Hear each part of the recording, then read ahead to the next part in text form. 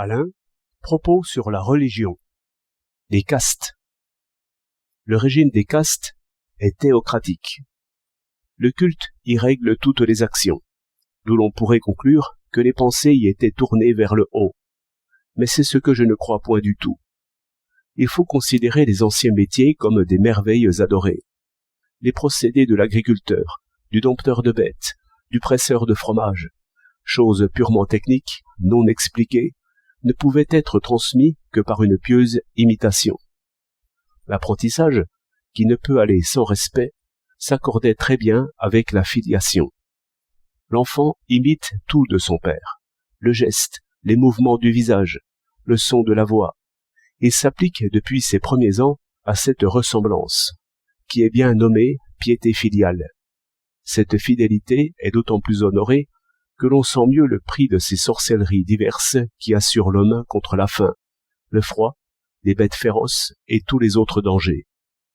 Est méprisé, haï, maudit, celui qui change la moindre chose aux gestes, aux paroles, à l'air même du visage. Le métier est sacré et rituel. C'est par les motifs inférieurs, ou besoins, toujours pressants, toujours puissants sur les pensées, c'est par là que tout est sacré dans les sociétés les plus misérables. J'ai vu des colères fanatiques, et j'ai entendu des malédictions réelles, du père au fils, pour une barge de blé qui penchait. Ce genre d'indignation et cette majesté vengeresse se retrouvent dans tous les métiers et expliquent les corporations, plus profondément religieuses qu'elles ne croyaient. Il y a dans Stevenson un mot de marin qui a de la portée. Il a tué un de ses camarades après dispute. Il regarde le cadavre et dit « D'ailleurs, ce n'était pas un marin ».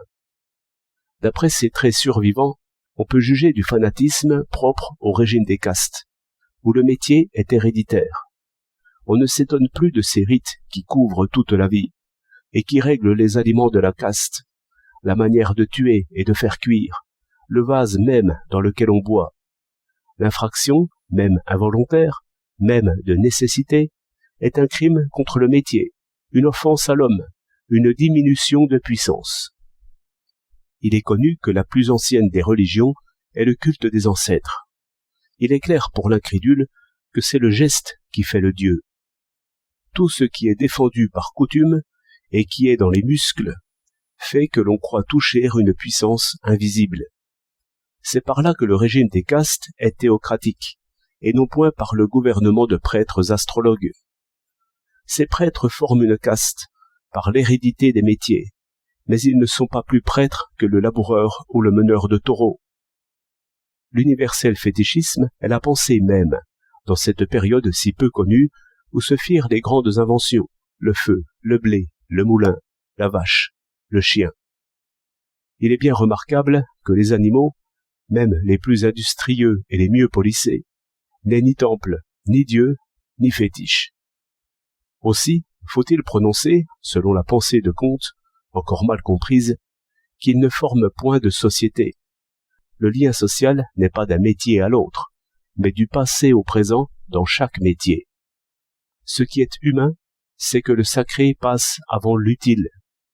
Devant une puissance imaginaire, l'action s'arrête, et voilà sans doute la première pensée, qui a ainsi pour contenu l'inexplicable.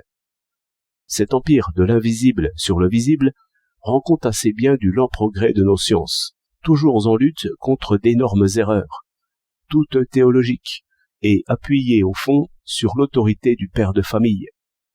Il est très vrai que la religion est à la base de l'édifice humain, mais l'orgueil de pouvoir, joint à la peur de manquer, enfin la double passion du vieillard, est encore jointe aujourd'hui à l'esprit de religion par les liens secrets.